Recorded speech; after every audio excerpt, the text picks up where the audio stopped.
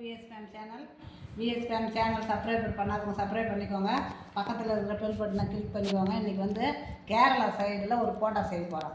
கேரளா சைடில் போண்டா செய்கிறது எப்படின்னா, எங்கள் ஊருக்காரங்க ஒருத்தவர் கேரளாவுக்கு போய் சாதாரண வேலை தான் ஹோட்டலில் செய்கிறாரு. அவர் வந்து என்கிட்ட சொன்னார், இந்த மாதிரி போண்டா செய்கிறாங்க, நீங்கள் அதை மாதிரி செய்யுங்க. அது வந்து அங்கே வந்து ரோட்டு கடை போண்டா, நம்ம நாட்டில் ரோட்டு கடை போண்டாலாம் வேறு விதமாக இருக்கும். கேரளாவில் இது ரோட்டு கடை போண்டா, இது அவ்வளோ சூப்பராக இருக்குங்க. அதுக்கு நீங்கள் அது மாதிரி செய்யுங்கன்னு என்கிட்ட வந்து சொன்னார் அவர்.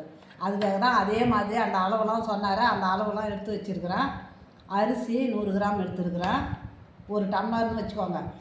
உளுந்து அரை டம்ளரு, கடலைப்பருப்பு அரை டம்ளரு, இது வந்து அவல் ஒரு டம்ளர் எடுத்துருக்குறேன்.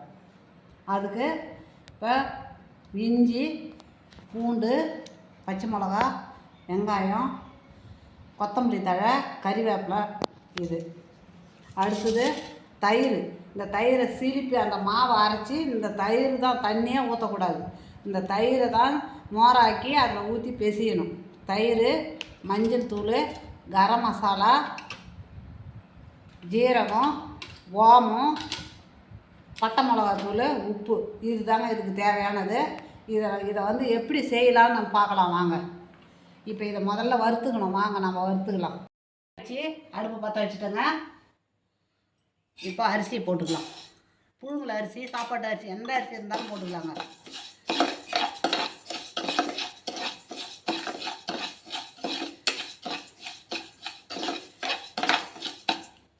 இப்போது இது கொஞ்சம் சூடாகட்டும். கை பொறுக்கிற அளவுக்கு அரிசி சூடானதும் நம்ம கடலைப்பயிறு போட்டுக்கலாம்.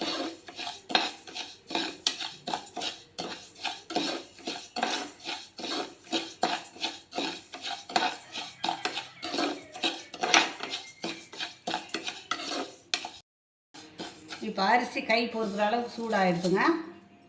இந்த நேரத்தில் இப்போது நம்ம கடலைப்பருப்பு போட்டுக்கிறோம். கடலைப்பருப்பு, உளுத்தம்பருப்பு. இப்போ இது ஒரு 60-70% வறுப்பட்ட உடனே நம்ம அவலை போட்டுக்கலாம். அதிகமாக கலர்லாம் மாற தேவையில்லை. நம்ம கை பொறுக்கிற அளவுக்கு தான் எல்லாத்தையுமே வச்சுக்கணும். கலர் மாறினா அவ்வளோ நல்லா இருக்காது. இப்போ நம்ம அவலை போட்டுக்கலாம். அவலை போட்டு ஒரு துண்டு கிண்டி இறக்கிக்கலாம். அப்படியே ஆறட்டுன்னு விட்டுருவோம். நாங்கள் அவலை நல்லா சுத்தம் பண்ணிவிட்டு, தேய்ச்சிட்டு, மண் இல்லாத சுத்தம் பண்ணிட்டு தான் போட்டு வறுக்கணும்.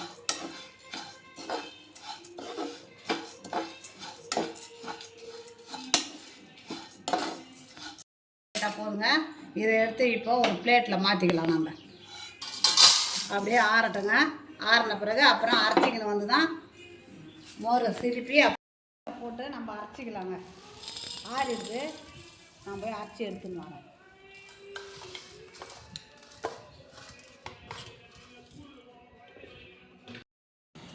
அரைச்சிட்டோம் பாருங்க. இந்த மாதிரி இருக்கணும். நல்லா அரைச்சிட்டோம் பாருங்க. ஆனால் வறுபடக்கூடாது, அதிகமாக வறுபடக்கூடாது. அப்படியே சும்மா கை சூடு ஏறினா போதும். அந்த வாசனை போயிடும். அந்த போண்டா வாசனையே போயிடும். நம்ம ஊற வச்சு அரைப்போம், அங்கெல்லாம் வறுத்து தான் அரைப்பாங்களாம். இந்த மாதிரி அப்படியே கை சூடு ஏறினா, வறுக்கிறதுனா கை சூடு ஏறினா போதுவான். அது மாதிரி சொன்னார். இப்போது நம்ம இதுக்கு தேவையானதெல்லாம் போட்டுக்கலாம். வெங்காயத்தை போட்டுக்கிறோம். பூண்டு, இஞ்சி, பச்சை மிளகா, கொஞ்சமாக மஞ்சத்தூள், கரம் மசாலா,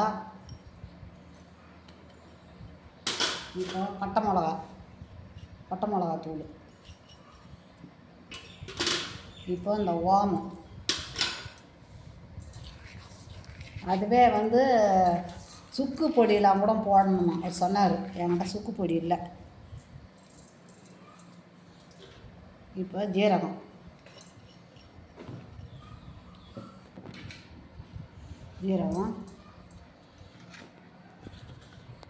இப்போ கறிவேப்பிலை, மல்லித்தழை, இதுக்கு தேவையான உப்பு.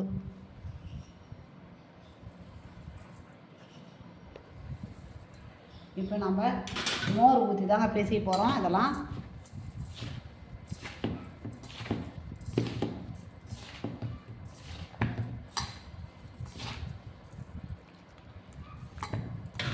தயிரை சிரிப்பி மோராக்கி அதுதாங்க இப்போ.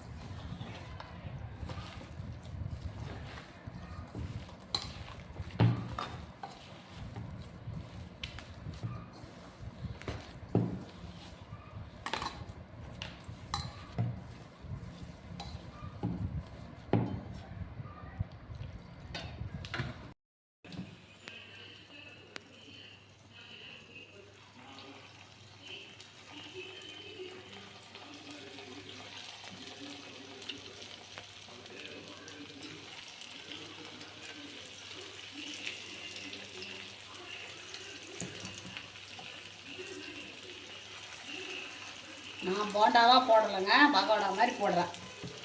போண்டாவாக போடணும்னு சொன்னார் அவர்.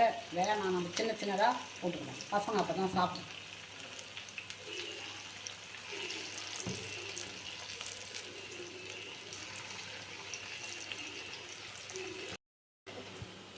அப்படியே திருப்பி விட்டு எடுத்துக்க வேண்டியதாங்க.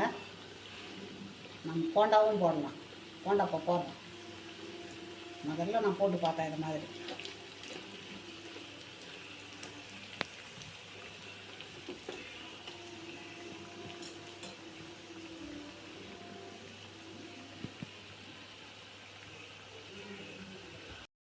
இப்போ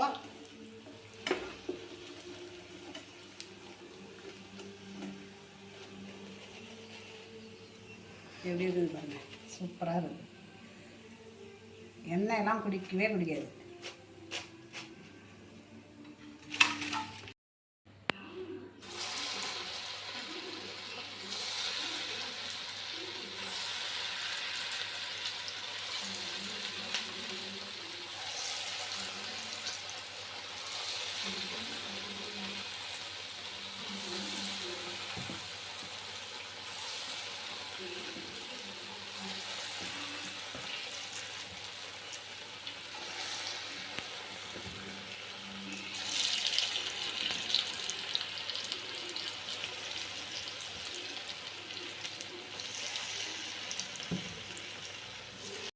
கேரளா போண்டா ரெடி ஆகிடுச்சுங்க. இந்த கேரளா போண்டாவுக்கு அங்கெல்லாம் வந்து டொமேட்டோ சாஸ் தான் வச்சுக்கின்னு இருப்பாங்களாம். அதுக்கு குருமாவும் டொமேட்டோ சாஸ் தான் சாப்பிடுவாங்களாம். நான் குருமா தான் வச்சுருக்கிறேன், டொமேட்டோ சாஸ் என்கிட்ட இல்லை. இந்த குருமா இந்த போண்டாவை நீங்களும் செய்து பாருங்கள். உங்களுக்கு பிடிச்சிருந்ததுன்னா எனக்கு லைக் பண்ணுங்கள், கமெண்ட் பண்ணுங்கள், சப்ஸ்கிரைப் பண்ணுங்கள்.